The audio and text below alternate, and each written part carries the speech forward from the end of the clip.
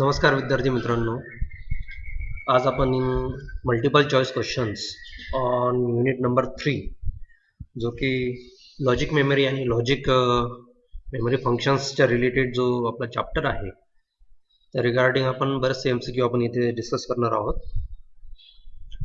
तुमच्या स्क्रीनवर इथे first MCQ regarding to memory आपल्याला दिसतोय. Which of the following types of memory is use for cache memory.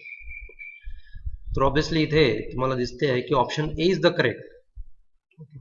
आता कॅशे मेमरी ही एक टेम्पररी मेमरी म्हणून आपण यूज करत असतो.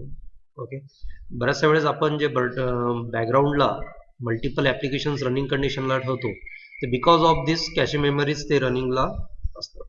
ओके, तर तिथे आपण SRAM static random access memory ही यूज करत असतो. सेकंड MCQज आहे बघा. What type of memory must be constantly refresh. कोणती अशी मेमरी आहे की जे कंटिन्युअसली एक पर्टिक्युलर टाइम नंतर ऑटोमॅटिकली रिफ्रेश होत राहतं. Okay, so it's dynamic random access memory, म्हणजे ज्याला आपण DRAM असं मेमरी म्हणतोय. So option A is the correct. So DRAM which constantly refresh after equal interval of time. Third MCQज आहेत बघा. The advantages of CMOS SRAM. आता CMOS ही एक टेक्नॉलॉजी आहे. It's metal oxide sulphide. Okay, SRAM या मटेरियल्सनी हे बनवलेलं असतं. ओके, त्याच्यामुळे आपण याला CMOS टेक्नॉलॉजी असं म्हणत असतो. आणि या टेक्नॉलॉजीने बनवलेला हा जो SRAM आहे त्याचा ॲडव्हान्टेजेस इथे विचारलेला आहे. ओके, तर इथे विद्यार्थी मित्रांनो, low power consumption is the advantages of CMOS technology. CMOS टेक्नॉलॉजीने तुम्ही कोणतीही मेमरी जर मेडअप केली तर त्याची पॉवर कन्झम्पशन जो आहे तो खूप कमी असतो as compare to the other technologies. Okay, so TTL technology एक आपण यूज करतो, ट्रान्झिस्टर लॉजिक. त्यानंतर CMOS टेक्नॉलॉजी म्हणजे स्मॉस टेक्नॉलॉजी ही आपण तिथे यूज करत असतो. ओके, या दोन टेक्नॉलॉजीपैकी आपण CMOSला प्रेफर करतो because of the low power consumption. That is the advantages.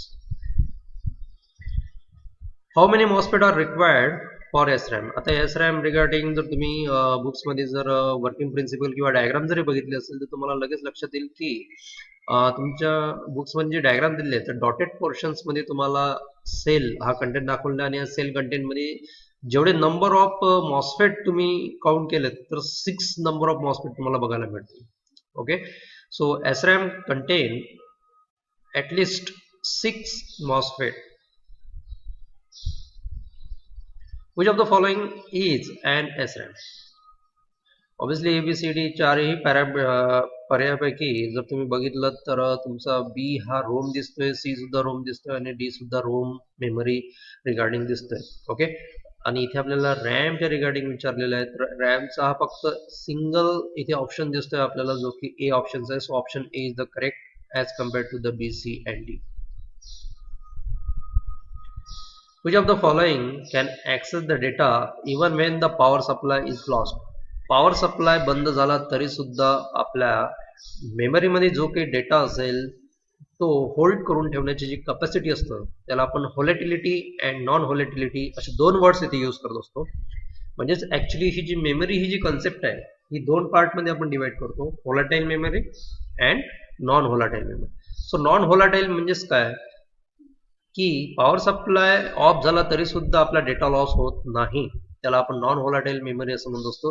आणि इथे आपल्याला तेच विचारलेलं आहे, which of the following can access the data even when the power supply is lost. So the option A is correct which is the non volatile SRAM.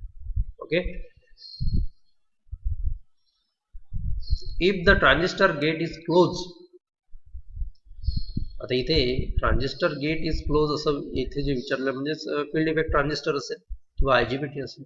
Okay, so transistor gate is close then the ROM store the value of 1 whether it's a true or false.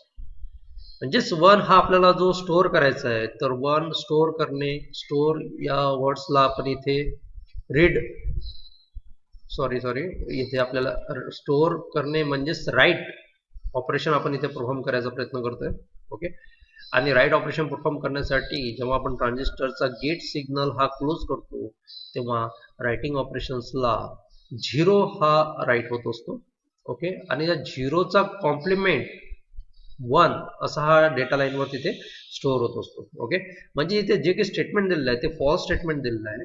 If the transistor gate is close the ROM store the 0 and their complement is the 1 store करत असतो, परंतु in the form of 0 complement तो store करत असतो.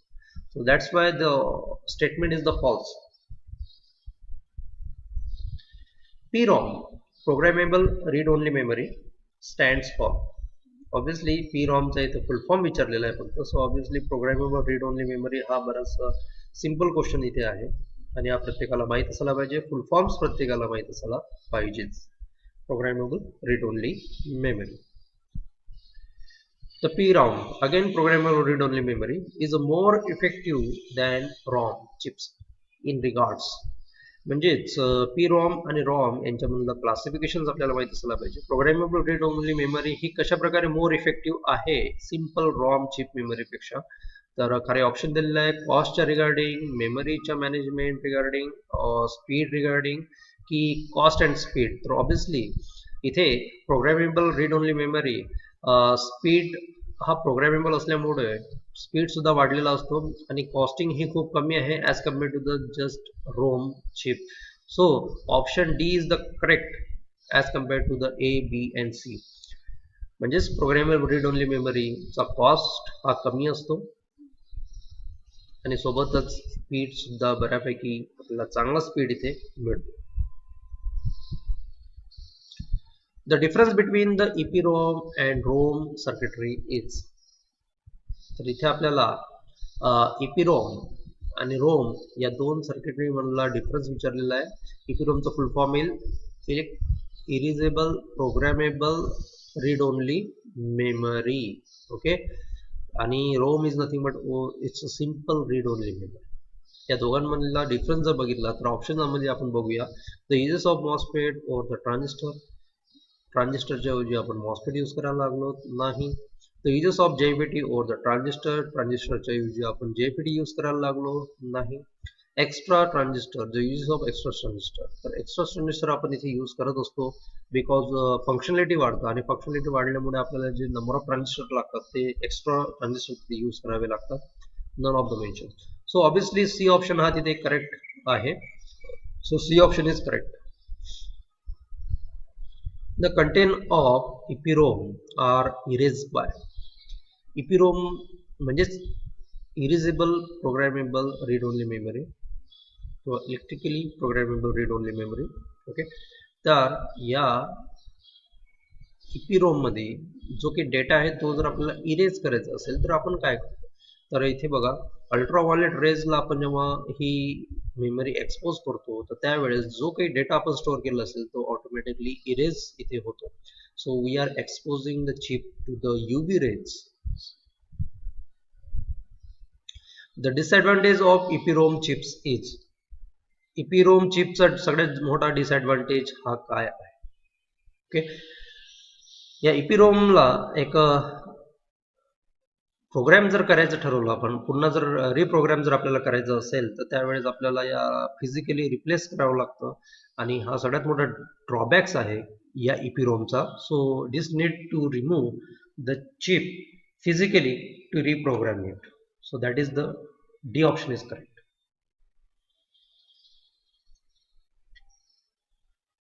Next बघा EEPROM, electrically erasable programmable read only memory stand for. Electrically obviously हा full form विचारत होते सो मी इथे तुम्हाला फुल फॉर्म डायरेक्टली सांगितलंच आहे. Electrically erasable programmable read only memory हा याचा फुल फॉर्म आहे. So it's a true.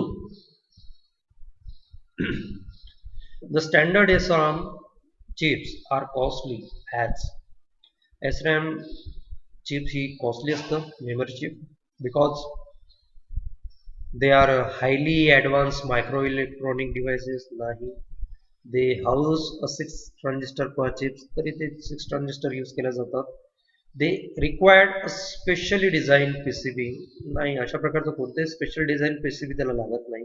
None of the mentions नाही अशा प्रकारचं होऊ शकतं.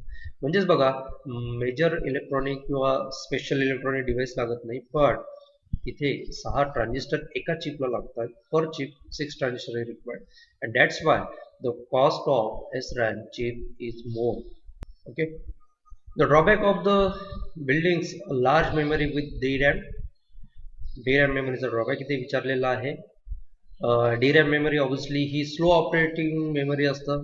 ओके, सर SRAM आणि DRAMचा डिफरन्स जेव्हा आपण थेरोटिकली बघितला तेव्हा आपण हे बघितलेलं आहे की DRAMचं ऑपरेशन हे खूप स्लो असतं as compared to the SRAM. So this is the one of the major drawback.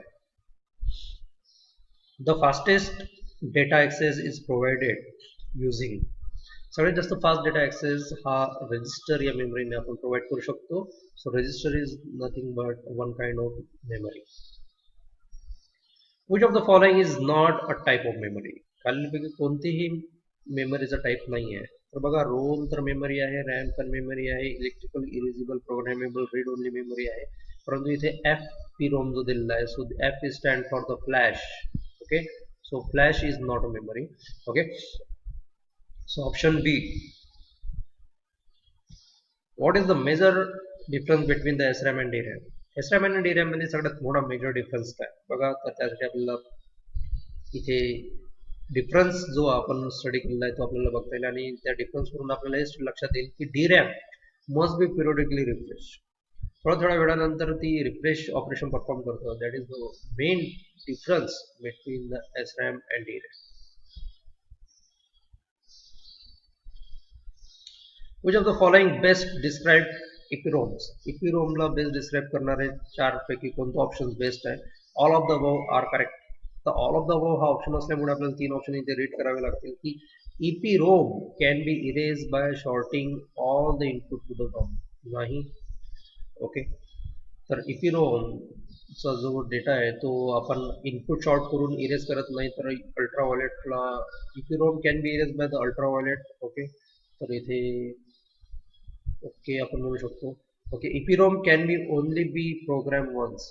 बरोबर आहे. EPROM हा आपण ॲट अ टाइम्स प्रोग्राम करू शकतो. त्यानंतर जर पुन्हा प्रोग्राम करायचं असेल तर त्याला UV रेजनी डेटा इरेज करावा लागतो आणि त्यानंतर पुन्हा प्रोग्राम करावा लागतो. ओके, सो इथे 2 ऑप्शन जर करेक्ट येत आहेत आणि थर्ड जे आपलं ऑप्शन आपण ज्याला नाही म्हणतोय, obviously EPROM can be erase by shorting, तर हे सुद्धा असू शकतं. त्याच्यामुळे आपण दोन जर आपल्याला कन्फर्म करेक्ट आन्सर माहित आहे तर आपण ऑल ऑफ द अबव या ऑप्शनला इथे क्लिक करणार आहोत. All of the above are correct. All 3 जे मेजर पोर्शन इथे तुम्हाला डिस्क्राइब केलेले आहेत ते तिन्ही मेजर पोर्शन्स EPROMला डिस्क्राइब करतात. How can UV erasable PROM be recognized? कशा प्रकारे तुम्हाला ओळखता येईल की ही ultraviolet erasable programmable read only memory आहे? तर त्या आयसीला जर तुम्ही फिजिकली बघितलं तर त्या आयसीला एक स्मॉल विंडो असतो. ओके, अशा प्रकारची ही जी आयसी असते, या आयसीला इथे सेंटरला अशा प्रकारे एक सर्क्युलर विंडो असतो आणि या विंडोवरूनच आपण ती आयसी रेकग्नाइज करू शकतो, म्हणजे ओळखू शकतो. So by the small window on the chips. So that is the C option is correct. When the power is switched off, which memory lost with data? म्हणजेच कोणती व्होलाटाईल मेमरी आहे खालीलपैकी ते आपल्याला इथे ओळखायचं आहे. तर इथे बघा, नॉन व्होलाटाईल मेमरी तर ऑब्विसली नसणार आहे. बी ऑप्शन मध्ये व्होलाटाईल मेमरी त्यांनी सांगितलं, सी मध्ये ए आणि बी हा ऑप्शन नसणार आहे आणि नॉन ऑफ दीज नसणार आहे. त्याच्यामुळे बी ऑप्शन म्हणजेच व्होलाटाईल मेमरी. पॉवर जर लॉस झाला तर मेमरी मध्ये जो काही डेटा आहे तो सुद्धा लॉस्ट होतो. That is nothing but volatile memory. How many categories memory or storage is classified? Memory आणि स्टोरेज क्लासिफाइड करण्यासाठी आपण व्होलाटाईल आणि नॉन व्होलाटाईल अशा 2 कॅटेगरीज यूज करतो. So there is a option is correct. Only the 2 categories is there. What is the true about the memory unit? Memory unit बद्दल खालीलपैकी कोणती गोष्ट सत्य आहे ते आपल्याला ओळखायचं आहे. Okay, memory unit is the collection of the storage unit and the device together. Obviously correct hai. The memory unit store the binary informations in the form of bit. Obviously memory तेच काम करतात. C मध्ये त्यांना A आणि B. C option हा correct असायला पाहिजे. None of दिस तर ऑब्विसली नसणार आहे. ओके, सो ए आणि बी हे करेक्ट ऑप्शन आहे, परंतु सी ऑप्शन मध्ये त्यांनी सांगितलेलं आहे both A and B is correct. So option B sorry option C is the correct. Once the PL म्हणजे इथे आता आपण second part of third chapter that is nothing but PLD is nothing the programmable logic devices मध्ये आपण इथे enter झालेलो आहे. आणि PLDs मध्ये आपल्याला PAL, PLA, FPGA अँड CPLD हे स्टडी करायला मिळालेलं होतं. इथे क्वेश्चन विचारलेलं आहे बघा, once a PAL has been programmed so it can be reprogram. Its output are only active high, its outputs are only active loads and its logic capacity loss. So PL बद्दल जर information जर तुम्ही बघितलेली असेल तर त्यात तुम्हाला लगेच क्लिक होईल की it can not be reprogram. Once it's program it can not be reprogram. That is the feature of this PL. Types of PLDs दिलेले आहे बघा, PLA, CPLDs आणि FPGA. Okay, are which types of devices. तर इथे बघा programmable logic devices PLDs is stand for it's a programmable logic devices. आणि या programmable logic डिव्हाइसेसचे types आपल्याला इथे बघायला मिळतात. तर यांचं क्लासिफिकेशन जर आपण केलं तर सगळ्यात अगोदर PLAs नी क्लासिफाईड होतं. त्यानंतर कॉम्प्लेक्स प्रोग्रामेबल लॉजिक डिव्हाइसेस म्हणजे CPLDs ला आपण म्हणू शकतो. आणि लास्टला तुम्हाला FPGA म्हणजे फील्ड प्रोग्राम गेट ॲरे हे सुद्धा आपल्याला स्टडी करायला इथे मिळाले. Okay, so option B is correct here. The difference between the PLA and PL. PLA, that is a programmable, L stand for the logic and A stand for the array. So programmable logic array and programmable array logic यांचं जर constructions मध्ये जर आपण बघितलं तर आपल्याला लगेच difference जाणून येईल की AND आणि OR array back to back connected असतात. ओके, तर इथे आपल्याला बघायला मिळेल की PLA मध्ये जे दोन्हीही AND आणि OR array जे असतात ते बोथ आर प्रोग्रामेबल्स असतात. ओके, आणि PL मध्ये जर आपण बघितलं तर फक्त AND ॲरे हा प्रोग्रामेबल असतो. तर इथे ऑप्शन ए जो तिथे करेक्ट दिलेला आहे बघा, the PLA has a programmable OR and programmable AND while the PAL only has a programmable AND. Okay, so option A is the correct. आणि त्यासाठी तुम्हाला PLDs हा जो कॉन्सेप्ट आहे हा कॉन्सेप्ट रीड करावा लागेल. आणि हा कॉन्सेप्ट रीड करण्यासाठी सिम्पली 10 ते 15 मिनिटं तुम्हाला लागणार आहे. तर विद्यार्थी मित्रांनो, माझी एक रिक्वेस्ट आहे की PLDs हा खूप सोपी कॉन्सेप्ट आहे आणि त्याच्यावर येणारा प्रत्येक MCQ हे बऱ्यापैकी इझी असणार आहे. हा चॅप्टरच जनरल अवेअरनेसचा आहे की मेमरीच्या रिगार्डिंग सगळी इन्फॉर्मेशन आपल्याला रीड करायची आहे आणि त्याच्या रिगार्डिंग MCQs आपल्याला इथे द्यायचे. इथे बघा, the input of the PLDs is given through. तर अँड गेट ला आपण इनपुट देत असतो PLDs. तर अँड गेट ऍक्च्युली PLDs मध्ये अशा प्रकारचा एक ॲरे असतो जो की सगळ्यात अगोदर अँड गेट ॲरे असतो आणि तो फॉलो केला जातो OR गेटने तो फॉलो केला जातो. ओके, तर इथून आपण जे इनपुट देतोय त्याला आपण इनपुट लाईन्स म्हणतोय आणि आपल्याला आउटपुट जे मिळणार आहे तर त्याला आपण आउटपुट लाईन्स असं म्हणणार आहोत. तर इथे input in the PLDs is given through and gate थ्रूच आपण इथे इनपुट देत असतो. PAL refers to PAL. So it's a programmable. P stand for programmable and A stand for array. तुम्ही जे की add आणि OR array यूज करताय and L stand for logic. So simple. This is the programmable array logic. So option C is correct. Output of the AND gate is in PLDs is known as. आता and gate पासून आपल्याला जे output मिळतं त्यांना आपण output line असं म्हणत असतो. तिथेच आपलं 75% काम झालेलं असतं, डेटा स्टोअर झालेला असतो. सो आउटपुट लाईन्स आपण त्याला तिथे म्हणतो. So option B is correct. PLA contains, आताच आपण डिस्कस केलं होतं की प्रोग्रामेबल लॉजिक ॲरे असू द्या किंवा प्रोग्रामेबल ॲरे लॉजिक असू द्या, या दोघांमध्ये सुद्धा अशा प्रकारचे ॲरेज असतात. एक अँड ॲरे जो असतो तो ऑरला फॉलो करत असतो. ओके, बऱ्याच एका टाईपमध्ये हा फिक्स असतो आणि दुसऱ्या टाईपमध्ये प्रोग्रॅमेबल असतो. तर दुसऱ्या टाईपमध्ये हा प्रोग्रॅमेबल असणार आहे, तर पहिल्या टाईपमध्ये हा बोथ आर प्रोग्रॅमेबल असणार आहे. तर अशा प्रकारचे दोन टाईप्स आपल्याला इथे बघायला मिळतात, PAL आणि. तर असा फिक्स जो आहे तर त्याला आपण PLA असं म्हणतो, fix plus program, and both are programmable, तर त्याला आपण PAL अशा प्रकारच्या डिव्हाइसचे त्यांनी नाव दिलेले आहे. So option A is correct. And or and. NAND use करत नाही, नॉट यूज करत नाही, नॉर यूज करत नाही. PLA is use to implemented. आता आपण PLA हा जो कॉन्सेप्ट आहे प्रोग्रामेबल लॉजिक डिव्हाइसचा, तो का बरं इम्प्लिमेंट करतो आहे. सो बरेचसे कॉम्प्लिकेट सर्किट असतात आणि कॉम्प्लिकेट सर्किट आपल्याला इझिली परफॉर्म करण्यासाठी, कॉम्प्लिकेट सर्किटचा डेटा आपल्याला स्टोअर करण्यासाठी आपण हा PLA किंवा PAL ला फॉलो करतो असतो, इम्प्लिमेंट करतो असतो. So option C is correct. For programmable logic function which types of PLD should be used. तर इथे बघा चारही डिव्हाइसेसचे नाव इथे दिले आहे आणि फॉर प्रोग्रामेबल लॉजिक फंक्शन म्हणजे एखादा प्रोग्रामेबल लॉजिक फंक्शन जर आपल्याला परफॉर्म करायचं असेल तर कोणत्या टाईपचा PLDज आपण तिथे यूज करणार आहोत. तर obviously as a general awareness the PAL we are going to be use. आता PAL का बरं यूज करतो, तर आपण आताच जस्ट बघितलेलं आहे की एक अँड ॲरे जो असणार आहे तो फॉलो करणार आहे ऑर ॲरेला.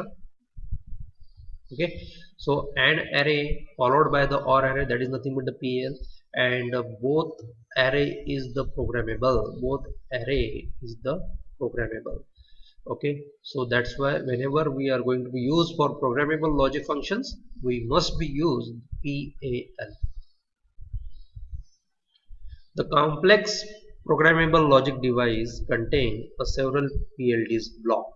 एखादा कॉम्प्लेक्स प्रोग्रामेबल लॉजिक डिव्हाइस आहे आणि त्याच्यामध्ये आपल्या नंबर ऑफ PLDs ब्लॉक म्हणजेच PAL किंवा PLA अशा प्रकारचे नंबर ऑफ ब्लॉक्स यूज केलेले असणार आहे.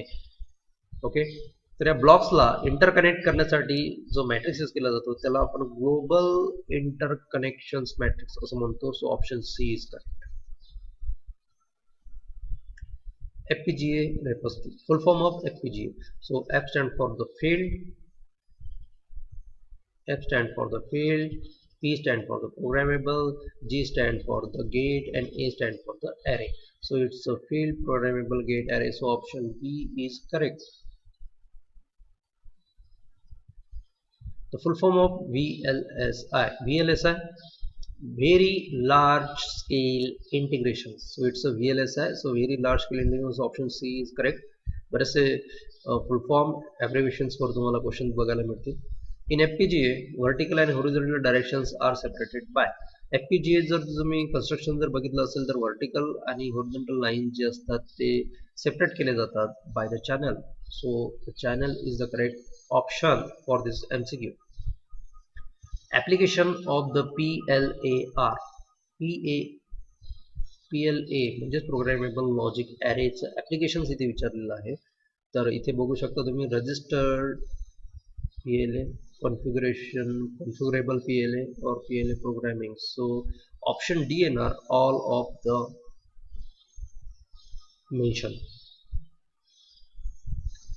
ओके, तर अशा प्रकारे इथे काही MCQ आपण घेतलेले होते युनिट नंबर 3 वर. युनिट नंबर 3 हा टोटली मेमरी बेस चॅप्टर आहे. हा चॅप्टरला तुम्हाला जस्ट फक्त रीड आउट करायचं आहे जनरल अवेअरनेस सारखं, आणि तिथून तुम्हाला जी काही इन्फॉर्मेशन मिळते ती इन्फॉर्मेशन तुम्हाला लक्षात ठेवायची आहे की मेमरीचे डिव्हाइस किती मेमरीज असतात इलेक्ट्रॉनिक डिव्हाइसेसमध्ये, त्या कोणत्या बेसिसवर क्लासिफिकेशन्स होतात, आणि आपण त्या मेमरीज कुठे कुठे यूज करू शकतो, कोणती मेमरी हे कुठे यूज केले जातं, RAM memory, read only memory, त्यानंतर programmable read only memory, electrically erasable read only memory. Okay, तर या सगळ्या मेमरीज आहेत. त्याच्या रिगार्डिंग सेकंड पार्टमध्ये तुम्हाला लॉजिक फंक्शन बघायला जे मिळत आहेत. तर लॉजिक फंक्शन्समध्ये तुम्हाला PLDs म्हणजे प्रोग्रामेबल लॉजिक डिव्हाइस हे सुद्धा एक मेमरीज आहेत. परंतु जेव्हा कॉम्प्लिकेट सर्किट जेव्हा येणार त्यावेळेस विद्यार्थी मित्रांनो ही PLDs यूज केले जाणार आहेत. सो PLDs, त्यानंतर FPGAs तुम्ही बघू शकता, CPLDs तुम्ही स्टडी करू शकतात. आणि हा थ्रूआउट चॅप्टर जर first page to last page जर तुम्हाला स्टडी करायचं असेल, रीड आउट करायचं असेल, तर हार्डली 30 to 40 मिनिट्स तुम्हाला लागणार आहेत. आणि या 30 to 40 मिनिट्समध्ये नियर अबाउट 5 to 6 MCQs तुम्ही SPPU ऑनलाईन एक्झाम्सला सॉल्व्ह करू शकता. ओके, तर thanks for watching this video. जर तुम्हाला काही क्युरीज असतील तर तुम्ही personalgmail.com वर सुद्धा तुम्ही मला मेल करू शकता. तसंच माझा हा पर्सनल व्हॉट्सअप नंबर आहे, याला सुद्धा तुम्ही मला टेक्स्ट करू शकता. Okay, so thank you watching.